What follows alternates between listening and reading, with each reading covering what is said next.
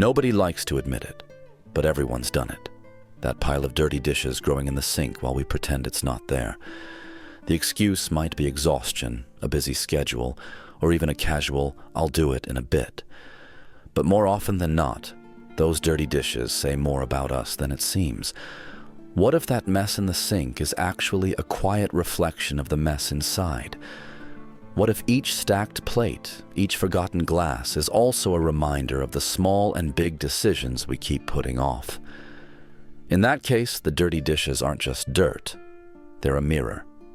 In this narrative, we're going to explore how this everyday gesture can reveal a lot about procrastination, emotional overload, fear of making choices, and the connection between our outer world and our inner state. Because deep down, maybe the dishes aren't just dishes. The kitchen sink might seem like the least philosophical place in the house, but it's right there that, without us noticing, a lot gets revealed. Dirty dishes often pile up when life gets hectic, when our minds are full, or when something inside us is stuck. It's not just carelessness. Sometimes it's a symptom. Procrastinating on simple tasks, like doing the dishes, is usually tied to something deeper. The mind tries to avoid discomfort, and that shows up in the most mundane things. That growing pile is really the physical trace of the small decisions we keep putting off.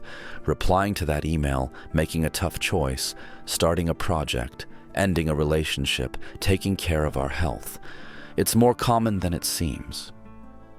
Behavioral psychologists point out that our relationship with everyday mess is directly connected to our emotional and mental state.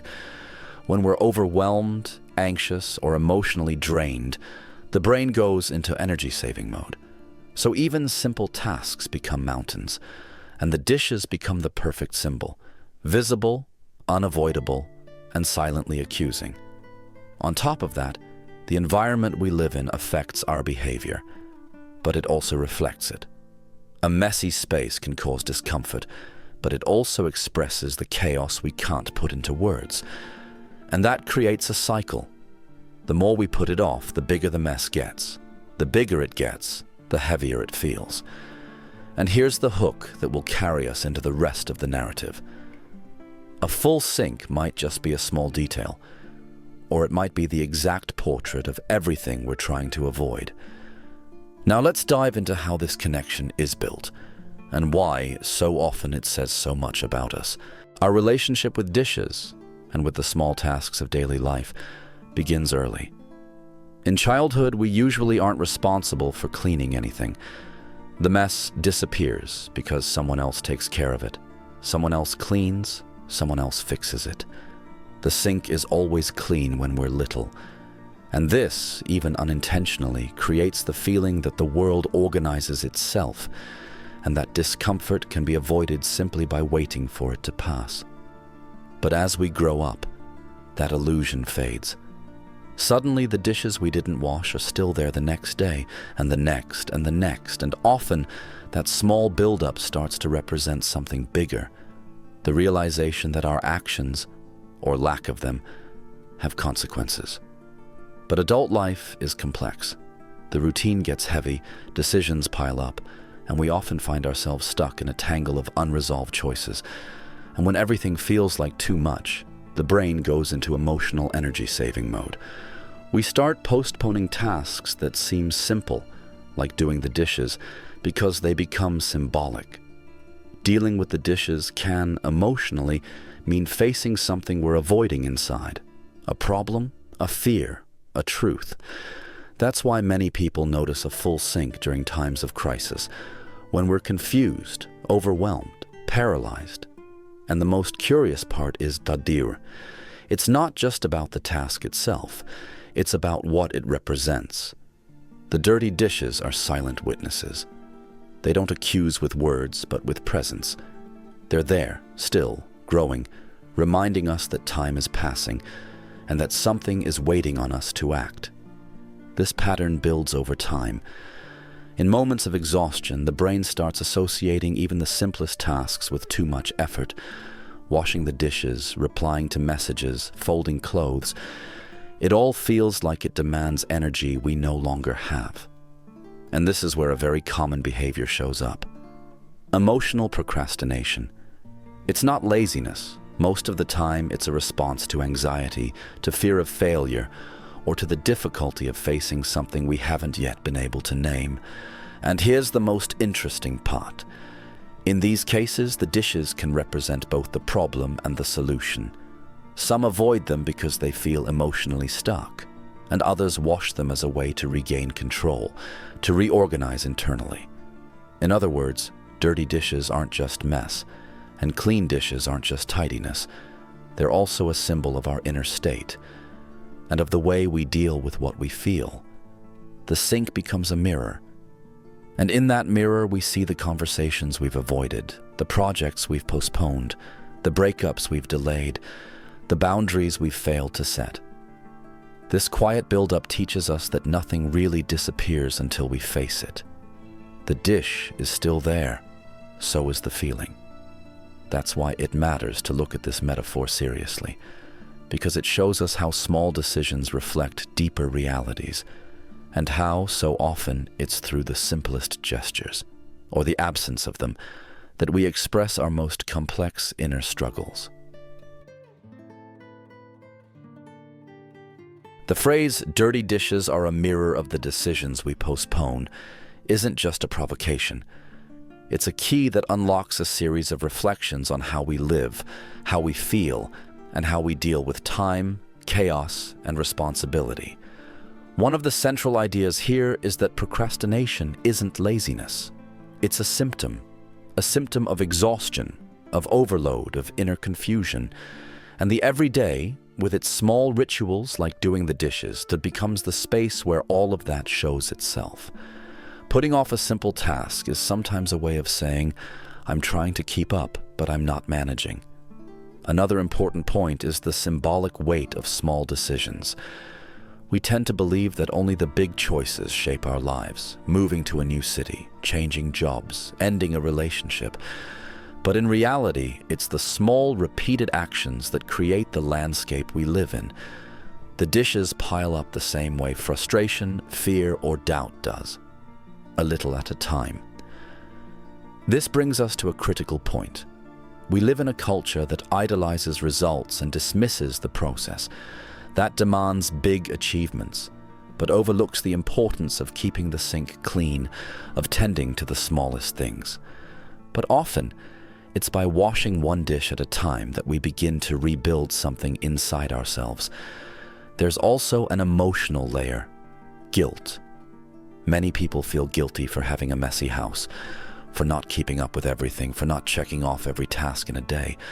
But what rarely gets discussed is that no one functions well in a state of constant exhaustion, and not being able to keep everything under control isn't a failure.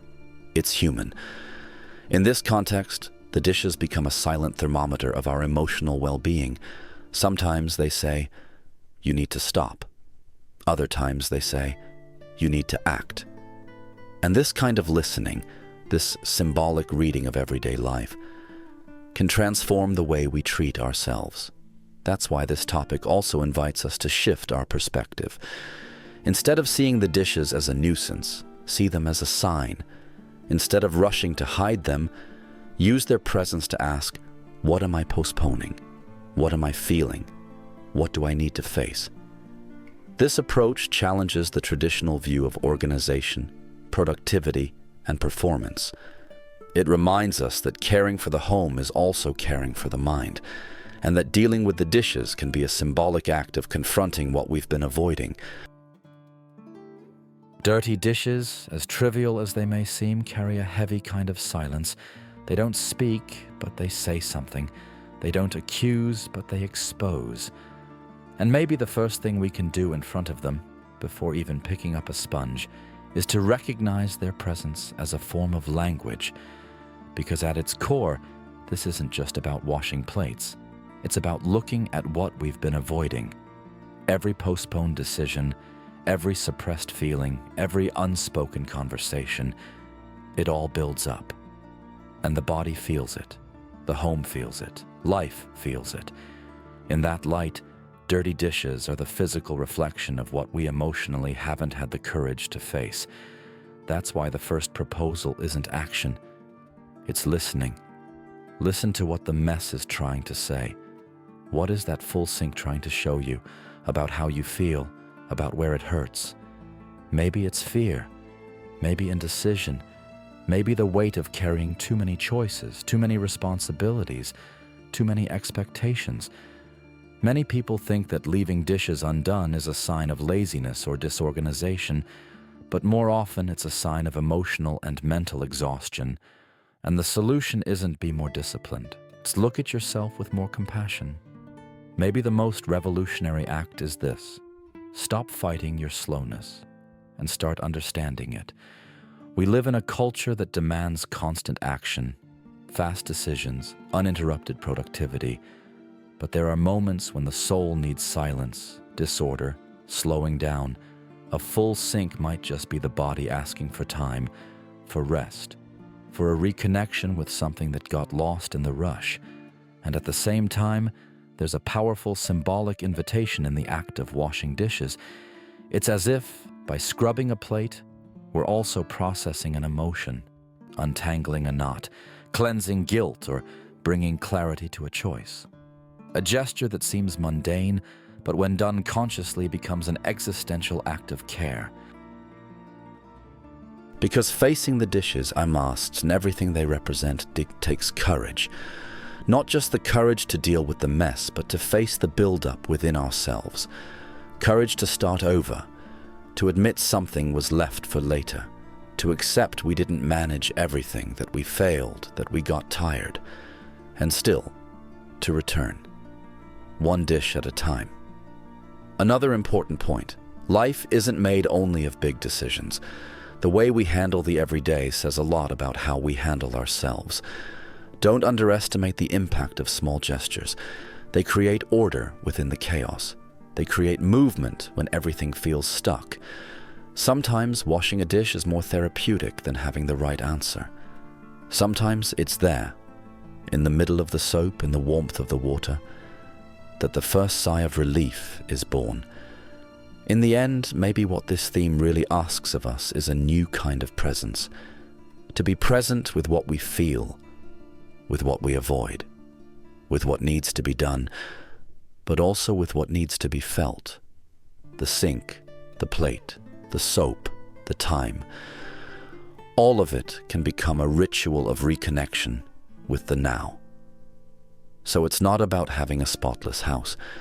It's about not letting the invisible build-up drown us. About not letting life become just postponement. Because in the end, no one lives well between what they avoid and what they won't face. And the full sink, paradoxically, might be the very first place where we start to change that, with wet hands, freer thoughts, and a little more truth.